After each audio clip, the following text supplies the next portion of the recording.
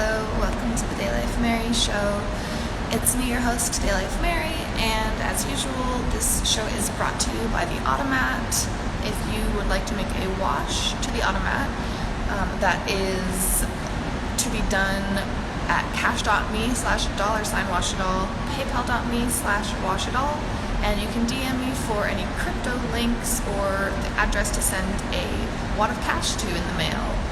Or you can't really ask me about washing today because I'm over it. I'm over being in private DMs with people. You can always ask in public and I'm more likely to answer you there. And you can look at maybe the 10 videos I have about washing on my video wall on Instagram. And just to quickly recap, wash and believe is how you buy back soul. You were born in this time period with no access, sold far before you were brought to earth. And the process of becoming human and alive, aka buying back your soul, is something that I facilitate. I do not do it. I'm not the person giving you back your soul. But I do have routes. So make a wash, and I have a little feeling that things are going to hit differently once you've made a wash and put a little bit of belief on the line. So last time I left off in Love Lessons, I was talking about the Florida condo that everyone was staying in, and the messiness, and me holding my tongue while watching all of the drama with the loud craziness of the girls who were dramatic in the relationship matrix that was unfolding, while Wiko was looking on being like, this shit is a mess and something has got to be done. So very shortly before the changes that happen next, changes were always happening, moving the story forward, I remember going to the post office with General Koa, and I was telling her how Bambi had approached me to ask me if I would ever be with Jesus if I had the option, and where I was like, well, I don't know, maybe, but I'm not really interested in that right now, which was a lie. But I kind of was telling myself that because I wanted it to be easier to not have to compete or deal with all that, because I was seceding basically from all that and being not trying to do some kind of love triangle. I'm out.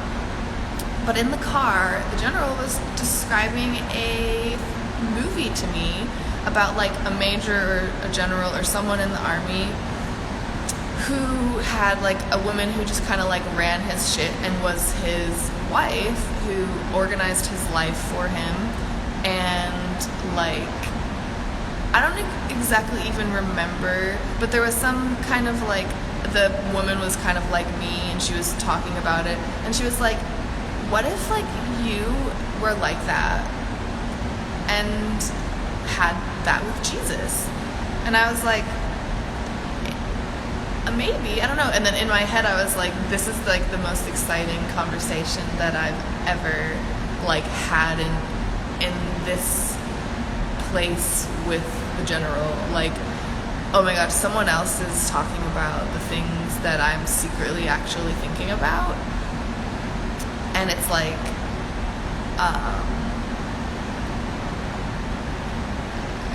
I was kind of giddy is the right word about it. And shortly after, that was when Wiz and Koa announced that we were all the soldiers. First of all, gave us our runks, and it turned out that Bambi was a specialist like Tom, which is basically you're not even really in the army or your role in the army is you have a specialized track.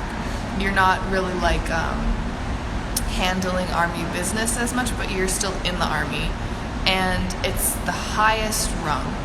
And this is in the inverted pyramid, so the higher you are, the closer you are to the pain matrix power structure. So you're like in the pain matrix, you would call that a lower rank. But in the pleasure matrix, the higher ranks above us, and then they got lower and closer to the tip of the pyramid as you went lower. So then after Bambi, it was Bambi and Tom were specialists, and then Yasmin was, I don't even remember what it was, like a corporal maybe, I think, and that was below specialist.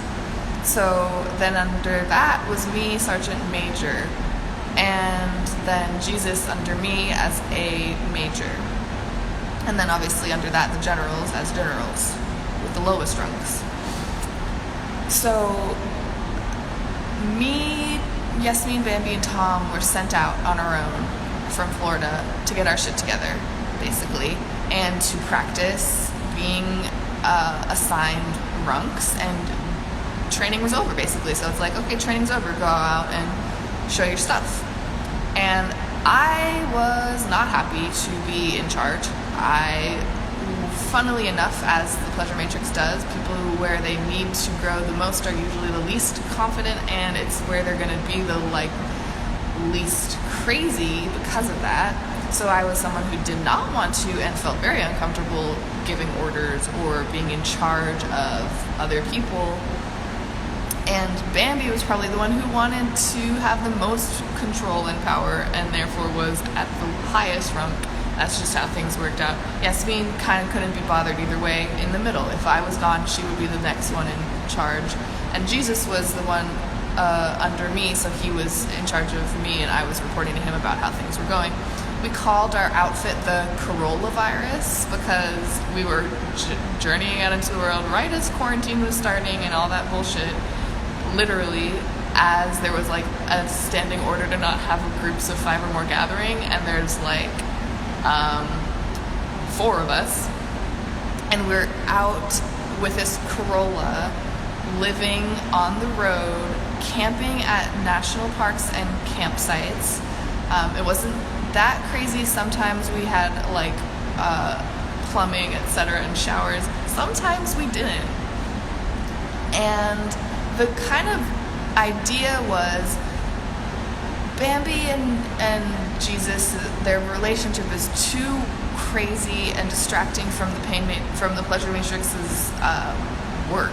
It's becoming crazy. So let's leave, along with all the other reasons I'm saying of like, show your stuff. You guys have your runks now, and you're going to go out into the world and be on your own. It was also kind of like they're going to be separated, and Bambi can learn to not be so boy crazy and focus on her own shit and have a more long distance relationship, focusing on the business side of the relationship. Because clearly they couldn't handle the relationship side of things and I won't even go into detail about all of the craziness, but it was becoming very clear that was not, and Bambi wasn't ready for that shit, and it was not going well. So I'm the one in charge, and these bitches are ready to test me, and everyone basically is ready to hate me and put all the hate on me, and that's kind of what the sergeant major is there for. It's like, yeah, I'm in charge. You can be angry about having to camp at me about it. You can be angry that we're here at me about it. You can be angry that we have to eat groceries from Walmart at me about it. Like, I'll take it, fine. And it started out rough. I was very, very uncomfortable leading. I was kind of the type of person who would be like, I couldn't give like a stern order. I'd be like, yeah, like we're gonna go camping here now. And this is one thing I will say about this time. It was early on in every one of us, all 3 of the girls at least, time in the army. And we didn't have quote-unquote mom and dad there to provide the structure in person and keep people like feeling, supported almost to a level of like coddling type shit. And so the deprogramming and the delving into emotional shit and the triggers that were, I don't know if let me like talk about it in terms of psychology or some shit, like behavioral therapy. When you have PTSD, you're like exposing yourself to things that will trigger your certain patterns and programs so that you learn how to deal, and you do them in a safe environment, and like you're able to get through shit and start healing. But it's a messy process, and everyone was doing that together, and there's such different types of people together, and like there was so much drama and like so many moments of the woman testing me to see if I could be a perimeter and like yell at them or not be fazed or not be like screwed by their like tests and trying it in all these types of ways. But this is a time where I'm not even really thinking about love. I'm just like trying to tread above water every day with handling this group. And Tom is like doing bullshit the whole time, and he's got like this smirk that's like that. And I'm just gonna like describing that is enough to say how he was during this time. Like he was like doing white bullshit that I couldn't see as much, and I was always trying to give him a pass. But in hindsight, he was probably doing some of the craziest shit, and it just wasn't as loud. He's not like a black woman screaming in a park, and I'm like, you're gonna get the cops called on us in the South. But then Tom's like scroogling around, like having a moldy mattress and like terrorizing people spiritually, and like, yeah, it's not gonna get the cops called on us, but it's more insidious. So there's all kinds of stuff going on, but I'm not thinking about Jesus. But he is my direct report below me as major. So I do talk to him about how things are going. He helps me through the bullshit. Bambi's mad because she's not really getting to talk to him, and she's like, so, like, what are you talking about? Like, what's going on? What did he say? And that's coronavirus tramping around the South during quarantine. The girls like taught me a lot. I think at one point they were like in a gas station being so crazy that they literally got the cops called on them, and like things settled down after I learned how to kind of yell or be put my foot down, be a little more like a sergeant major, be a little more of a bitch. So things were like, around that time I remember I started like talking to Jesus more, and I would like be looking forward to it, and we were like having kind of cute talks or whatever, and we were in coronavirus was in Georgia, and we were at this campsite that was pretty cute. It was on the water, it was on the ocean, and there were like some literal tornadoes, but we made it through fine. We like, they were not near us, but I just remember we're like getting up in the middle of the night to go to the like bomb shelter at this fucking state park with the rangers who like were like, oh, what are you guys up to? Like all dressed in white, to like four people that do not look at all like the type of people that would be hanging out together. And all your heads are shaved. What's going on? So during that time when we were in Georgia, I remember Bambi and Jesus were having some tough times. They were fighting on the phone. Meanwhile, and this is where I get to the kind of like fake bitch holding it in thing that's like, I'm expressing myself in some ways, but love is my quadrant, and I am the most uncomfortable talking about it probably, or I have been before and still am in some ways. Everything gets better over time, but you know, back then I was expressing myself in some ways, but I was still very, very uncomfortable around love, desire, etc. So they're fighting. Meanwhile, Jesus and I's phone calls are getting cute. And he kind of, at like that time at one point in the night, he's like waiting for me to say my feelings. And I tell him like that I do still like him, and I've kind of just been saying I don't and holding it in and putting it away and burying it down because of all the shit with him and Bambi. And he's like, yeah, well, I like you too, and I don't know what this could be, but I've got that feeling off my chest, and I admitted it to him, and it felt really good. And I was excited. And meanwhile, that same week, Bambi's on the phone with him and comes back crying, and she's just like, I don't know if he wants to be with me and what's going on. And you know what I could have done then is I could have spoken up and done something that would have made me afraid, or afraid that she would have freaked out on me, and been like, you know what, you are pushing him away, there are issues, and I am actually like getting closer to him. I could have done some competition shit. I could have made, who knows what would have happened.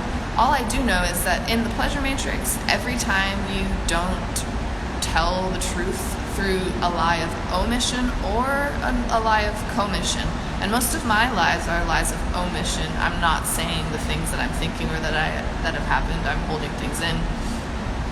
The more you're doing lies of omission, the more things are not going on God's path, or the thing that's on your path that will give you the most growth and have the most connection and abundance, etc. So, of course, you can't tell what the future holds. I have a thing where I think I know the future. It's like one of my pitfalls a bit. But who knows what would have happened if I had chosen in that moment to be honest with her. But anyways, I wasn't, and I was like, I'm sure it's fine. Like, and comforted her with everyone else as she was crying and whatever. And this is one thing I will say about this whole entire time with coronavirus. Similar to what I'm saying about this is this time where we're showing our stuff, we're getting challenges, we're rising to meet them or falling and not meeting them. And the one thing that you can do, or must do really, as a soldier here, is when you are faced with the triggering emotional, deep-seated programming within you that gets brought up and challenged in order to work past it and through it, you have to say yes. You have to commit to yourself by being like, I'm going to do this work. It's going to be uncomfortable. It's going to be witnessed by other people around me, and that's going to be uncomfortable too. And it's going to be scary, and I don't know what's going to happen. And similar to the runks that were assigned, you can think about it in the terms of like, Jesus and I, for as much bullshit as we have ourselves, I'm going into more of Jesus's bullshit, honestly, on the live after this one. I know I've been laying a lot of past groundwork and stuff like that, but the two of us, regardless of what problems we had in the past and have now and are working through, we have both committed to getting to the bottom of shit and doing the difficult work that's messy and ugly and scary. And while it's physically safe, I've had a place to sleep and eat every day that I've been here. Like, the unknowns of how it feels and the like emotional shit of dealing with that while being so on display and transparent about it and talking about it like I am here now, and why I tell you to wash, to have some of your own vulnerability in the only way that you're able to handle it right now, which is through your financial belief. That is something that is rewarded by God, and it is something that is very difficult for people to do.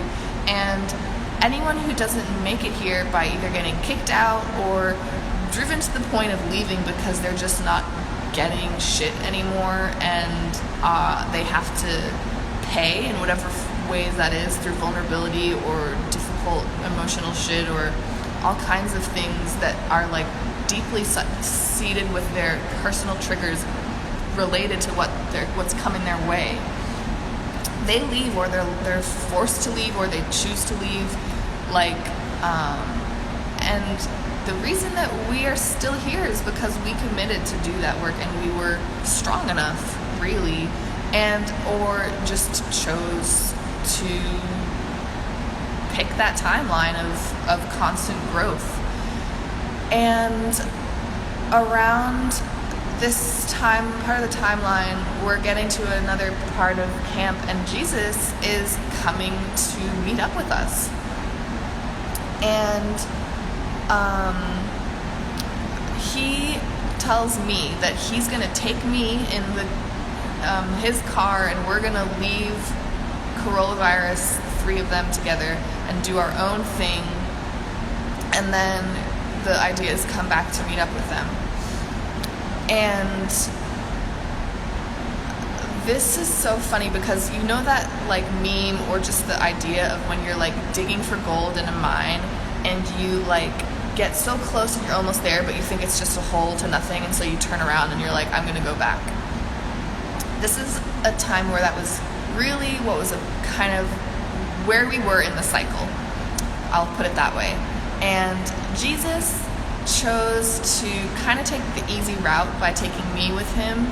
He probably had more shit to work out with Bambi, to be honest, but that was the thing that he chose to do, and we had a great time together. I was so excited to be alone and not have to be like the fucking bitch that was handling the crew and deciding where we went and holding everything together and doing all that shit, driving to Costco, getting food, getting complaints about food, all that. I was over it. It had been a long, how long was it? It had been a long 3 months out on the road. We had been camping this entire time. We tried a hotel one night, and Yasmin had such a meltdown in the hotel that we had to literally leave. And also, I think it was Tom manifested cockroaches. So we had basically been camping this entire time. And as soon as I leave, basically within days, the girls decide to dramatically leave in the middle of the night in the car and leave Tom at this campsite without a car. Tom and Yasmin are dating or trying to at this point. And so basically having me, as much as I was having low self-esteem about being a leader or whatever, and being I'm fucking it up so bad, having me to hate together was probably holding that shit together in a way, being that place to put all the hate. So as soon as I left, it was over. And basically Jesus and I come back to pick up Tom, and we're kind of that's when things really get more serious about us liking each other. And I don't know, it's May of 2020 now, and Tom is a little bummed, of course, and the three of us are now around places in the South doing our thing. And the thing about being right before the gold is everyone left before a crazy cancellation that they probably felt in their bones, but also before everyone was about to get to be back together and get all new gear and get all new stuff and meet back up with Wiko and get to move relationships forward, because people had proven themselves and shit had gone well, and there was time to get back into like personal relationship time, which had been, so much time had been spent and wasted on that and turned into nothing from like months before we had to go on this camping trip, that now we had kind of all proven ourselves and there was time for that again. Like we could get into it, figure things out. But everything changed and it was like, okay, we're doing a different thing. So Jesus and I, we made it through, and Tom didn't even make it through. Tom was kind of like relegated to a farther outside of the thing because he was just fucking up so much, and it was like, maybe it's gonna be better if you do like your own journey to make it back to closer inside, right? Like basically how much you can wash, and when you're an IRL soldier, how much you can wash isn't even really talking about money anymore. I talk to you about washing financial belief because that's a way to start for beginners or orbiters or people not even involved in this thing who just want to get the benefits of washing. But if you're IRL, washing is serious. You do it every day and you wash everything. You wash your vulnerability, you wash your dedication, your discipline, you wash it's different for different people, but you wash the things that you don't want to give up that are like holding you back, but they're like the things that you cling to in your ego. And if you're not willing to or incapable of like washing, you literally like energetically like go farther and farther back, and it works less and less. So what was kind of happening with Tom is he came to this thing after washing a shit ton right away, and then kind of like took a step back and was like not doing that after, and it made him have a lot of struggles, and he was on his own journey at this point. So it was literally just Jesus and I now. And he didn't make it back. He was like, he got out there and he was like, oh, some like allowance money from my parents, like a free apartment in New York City. Like, oh, my ex-girlfriend who left this army is out here and I could go be with her or stay in this army. So yeah, that was happening. And then Jesus and I, this period that started with the two of us going back to Lico, doing our thing, that's when our live videos start up kind of together. We're going live.